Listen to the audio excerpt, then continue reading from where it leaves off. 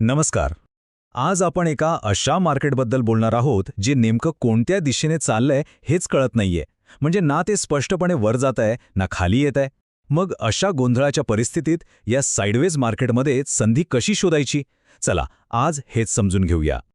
स्वास्तिक इन्व्हेस्टमार्टचे हे जे वाक्य आहे ना, ते बाजाराच्या सध्याच्या परिस्थितीचं अगदी अचूक वर्णन करतं. जेव्हा बाजाराची दिशाच कळत नसते तेव्हा त्याला रेंज बाउंड मूव्हमेंट म्हणतात. सोप्या भाषेत सांगायचं तर बाजार एका ठराविक रेंजमध्येच, म्हणजे एका पातळीच्या वर आणि दुसऱ्या पातळीच्या खाली असा खेळत राहतो.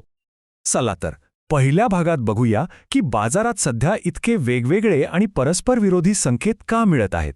हे आधी समजून घेणं महत्त्वाचं आहे. सध्या बाजारावरनं अनेक गोष्टींचा दबाव आहे. म्हणजे बघा, जागतिक संकेत काही धड नाहीत, संमिश्र आहेत. अमेरिकेच्या फ्युचर्स मार्केटमध्ये कमजोरी दिसतेय, आशियाई बाजार एकदम सावध पवित्र्यात आहेत आणि आपला गिफ्ट निफ्टी तर बाजार खाली उघडणार असल्याचे संकेत देतोय.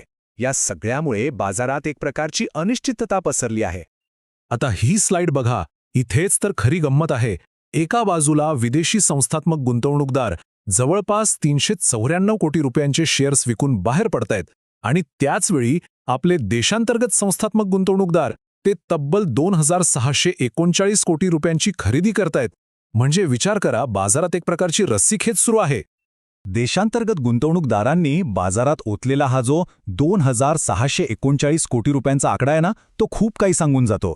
यावरून भारतीय अर्थव्यवस्थेवरचा त्यांचा विश्वास दिसून येतो आणि हाच विश्वास विदेशी विक्रीच्या दबावाला कुठेतरी रोखून धरतोय. चला आता पुढे जाऊया आणि हा जो काही परस्पर विरोधी टेक्निकल डेटा आहे त्याचा नेमका अर्थ काय होतो हे समजून घेऊया. Investing.comचा हा टेक्निकल सारांश बघा. किती गोंधळ आहे नाही का? काही इंडिकेटर्स म्हणतायत खरेदी करा, काही म्हणतायत विक्री करा आणि एकूण बघायला गेलं तर सारांश आहे न्यूट्रल. साहजिकच यामुळे गुंतवणूकदारांचा गोंधळ उडतो.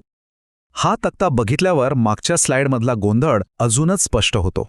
मूव्हिंग ॲव्हरेजेस खरेदीचा सल्ला देत आहेत, कारण 8 इंडिकेटर्स खरेदीच्या बाजूने आहेत, पण दुसरीकडे टेक्निकल इंडिकेटर्स विक्रीचा सल्ला देत आहेत आणि म्हणूनच एकूण चित्र न्यूट्रल आहे. याचा सरळ अर्थ असा आहे की बाजाराला स्वतःच कळत नाहीये की नक्की कोणत्या दिशेने जायचं.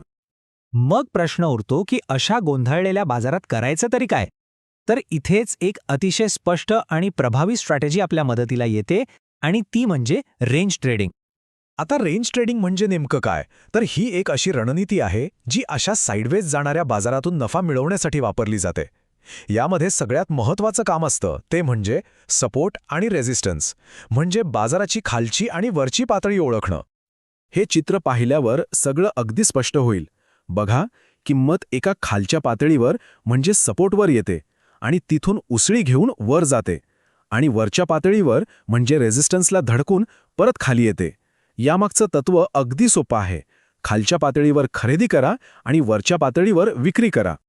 या स्ट्रॅटेजीमागे एक मूलभूत गृहीतक आहे. ते म्हणजे बहुतेक वेळा बाजार कुठलातरी नवीन ट्रेंड सुरू करण्याऐवजी आपल्या मूळ जागेवर परत येण्याची शक्यता जास्त ठेवतो.